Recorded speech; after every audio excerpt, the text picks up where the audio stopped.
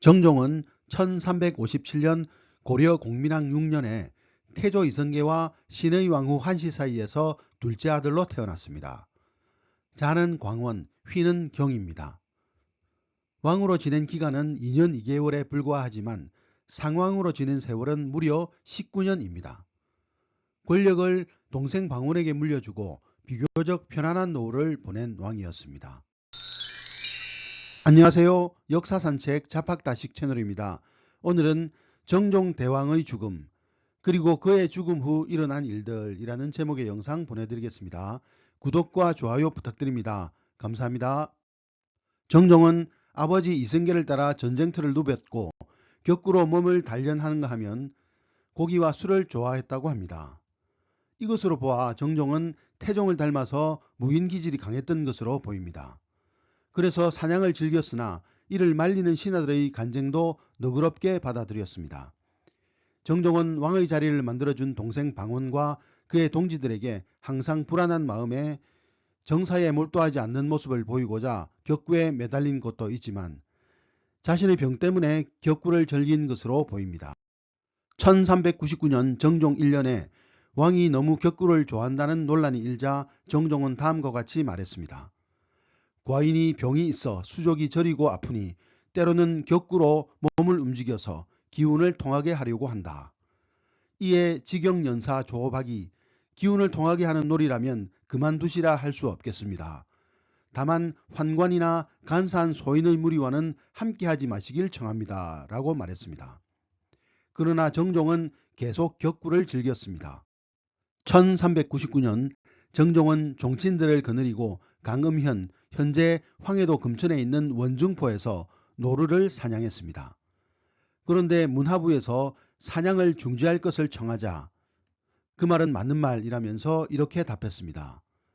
다만 내가 오랫동안 몸을 움직이지 못해서 병이 생겼으므로 한번 밖에 나가 놀면서 우울하게 맺힌 기운을 풀려고 하는 것이다. 이와 같은 기록을 살펴보건대 정종이 격구와 사냥을 즐긴 것으로 보아 비교적 건강했던 것으로 보입니다. 다만 불면증에 시달린 것으로 보이며 상당히 예민한 성격을 가진 것으로 생각되어집니다. 정종에 대한 질병 기록은 정종실록에 약 16회에 걸쳐 나옵니다. 1399년 6월에는 왕이 편치 못했다고 기록하고 있고 6일 후에는 회복되었다고 기록하고 있습니다.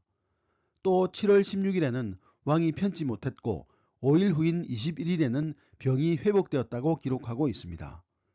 아울러 8월 25일에는 왕이 바람에 상해 편치 못했다고 기록하고 있으며 하루가 지난 26일에는 왕의 병이 회복되었다고 기록하고 있습니다. 또한 10월 8일에는 정종의 설사병에 대한 기록이 있는데 상왕 태조의 탄신 이래 정종이 장수의 기운을 드리고자 했으나 설사병이 나서 거행하지 못했고 이에 상왕 이성계가 오늘 오지 못한 것을 걱정하지 말고 빨리 설사병을 치료하도록 하라는 내용이 나옵니다. 이것으로 볼 때 정종의 설사병이 부왕의 탄신을 축하하는 중요한 행사에 나오지 못할 정도로 심했음을 알 수 있습니다. 정종은 무인 집안의 아들이었고 종친대를 거느리고 노루사냥을 할 정도로 건강했습니다.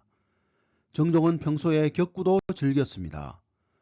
그럼 왜 정종실록에는 1399년 10월까지 왕이 편치 못했다는 기록이 반복되는 것일까요? 1399년 병석에 있던 태조가 남편을 잃은 딸 경순공주에게 아무것도 해줄 수 없다고 한탄했습니다. 그리고 여성이 되라고 경순공주의 머리를 직접 깎아주며 이슬 같은 눈물을 흘렸는데 이를 지켜보는 정종도 피눈물을 흘렸다고 전합니다. 1400년 정종 2년의 기록에는 정종이 병이 있어 평주 온천으로 목욕하고자 거동한 기록이 있는데 질병의 내용은 알 수 없고 신하들의 반대에도 불구하고 병 치료를 이유로 거행했다고 합니다. 이 시기는 2차 왕자의 난에서 이방원이 승리를 거두고 남제라는 신하가 궁궐들에서 지금 곧 정한공을 세자로 삼아야 한다. 이 일을 늦출 수 없다라고 큰 소리로 외치며 정종에게 무언의 압박을 했습니다. 다음 날에는 이방원의 신복인 하륜 등이 직접 정종에게 세자 책봉을 청했습니다. 정몽주의 난, 정도전의 난, 이방간의 난 등 3대 난을 진압한 공이 있으니 이방원을 세자로 삼아야 한다는 사실상의 협박이었습니다. 아무 힘이 없는 정종은 경들의 말이 심히 옳다 하는 한마디로 수락했습니다.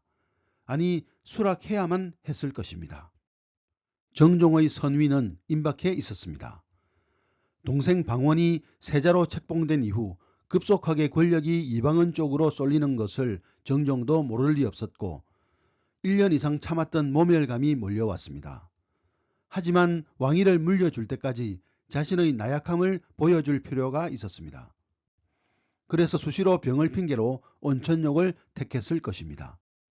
정종이 이방원에게 선위한 이후의 기록을 살펴보면 53세가 되는 1409년 태종 9년에 상왕인 정종의 병이 위독하자 태종이 참죄와 교죄를 제외한 죄인을 용서해 정종의 쾌유를 기원했다는 내용이 있습니다.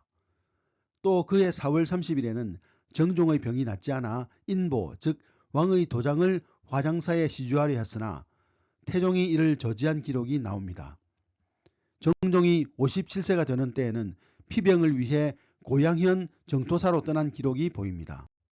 정종실록에는 정종이 나이 63세에 병든 지 한 달 만에 사망했다고 기록하고 있는데 정확한 질병이나 병명을 기록해 놓지 않아 어떤 병으로 사망했는지 추론하기가 쉽지 않습니다.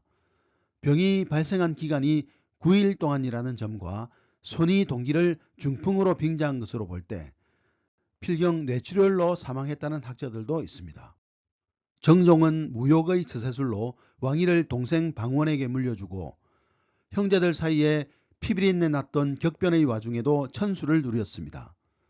다만 1412년 태종 12년에 정종의 정비인 정안왕후 김씨가 58세의 나이로 세상을 떠난 후 혼자 외롭게 살다가 7년 후 사망했습니다.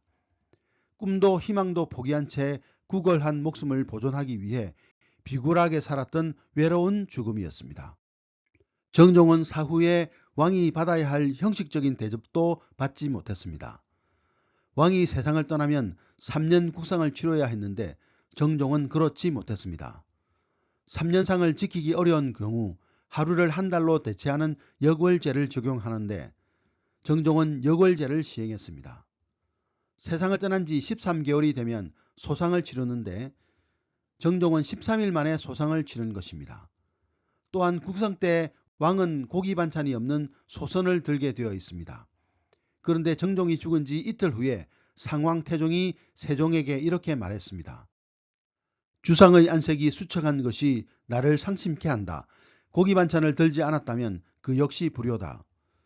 불효라는 말에 세종은 국상을 치른 지 15일째부터 고기 반찬을 들었다고 하는데 이는 고기를 먹기 위한 핑계에 불과했습니다. 정종을 왕으로 인정하지 않은 부자, 즉 태종과 세종의 그릇된 행동에 불과합니다. 보름난짓 고기 반찬을 먹지 않아 수척해졌기 때문에 고기 반찬을 먹어야 한다는 말은 궁색한 변명이었습니다. 또 25개월 만에 치르는 대상도 25일 만에 끝내고 상복을 벗었습니다. 정종에 대한 태종 이방원의 속마음은 정종실록을 편찬하지 않은 데서도 드러납니다. 태조가 1408년 세상을 떠나자 태종은 이듬해 태조실록 편찬을 지시했습니다. 그러나 1419년 세종 2년에 정종이 세상을 떠났을 때 세종은 물론 태종도 실록 편찬을 지시하지 않았습니다. 정종실록은 태종 사후에야 편찬할 수 있었습니다. 정확히 말하면 1422년 세종 4년에 태종이 사망했기 때문에 편찬할 수 있었습니다. 태종이 세상을 떠난 이듬해 변계량과 윤준이 정종의 실록 편찬을 건의한 이유는 태종실록을 편찬하기 위해서였습니다. 태종실록을 편찬하려면 정종 재위기간에 대해 기술하지 않을 수 없었기 때문입니다. 그뿐만이 아니었습니다. 정종에게는 시호도 내리지 않아서 정종실록이 아니라 한 등급 낮은 공정왕실록으로 이름이 정해졌습니다. 잠시 거쳐 지나가는 왕으로 대접한 것이었습니다. 이처럼 세종은 정종을 왕으로 인정하지 않았습니다. 1431년 세종 13년에 정종의 딸들에 대한 봉장 문제가 발생했을 때 세종은 이렇게 말했습니다. 공정대왕은 비록 대를 이은 왕이라고 말할 수 있지만 하륜이 일찍이 기생한 왕이라 말했고 박은도 그 자손의 관직은 공령과 경령과 같게 할 수 없으니 등급을 제수해야 합니다고 말했다. 나 또한 그 딸들의 봉작은 지난 이간의 딸들의 예에 의거해 시행하는 것이 좋다고 여기는데 경들의 생각은 어떠한가? 정종을 기생한 왕이라고 호칭한 하륜의 한마디에 정종의 모든 평가가 압축되어 있습니다. 정종은 태조가 세운 허수아비 왕이었습니다. 하지만 경위와 어떻든 정식 즉위식을 치르고 2년 2개월 동안 왕위를 이어갔는데 태종이나 그의 아들 세종의 행동은 예의에 벗어난 행동이자 당시의 예의법도를 따진다면 불효자식 같은 처사였습니다. 이것만이 아니었습니다. 정종은 세상을 떠난 후 묘호도 정해지지 않았습니다. 묘호는 왕이 죽은 후 종묘에 신의를 모실 때 올리는 칭호입니다. 정종의 묘호를 정하지 않은 것은 세종이나 태종을 따르는 공신들이 정종을 왕으로 여기지 않았기 때문입니다. 정종의 묘호는 1681년 숙종 7년에 정해졌고 정종 사후 262년 만의 일이었습니다. 우리가 그렇게 존경하는 세종이 이런 인물이라는 사실을 안다면 세종을 존경할 수 있을지 의문이 듭니다. 물론 모든 왕에게 공과 과가 있겠으나 태종과 세종은 오직 자신의 왕권을 강화하고 지키기 위해 피비린내 나는 투쟁과 사대주의에서 헤어나지 못한 사실도 우리는 알아야 하겠습니다. 오늘의 참고도서는 조선의 왕은 어떻게 죽었을까라는 책이었습니다. 감사합니다.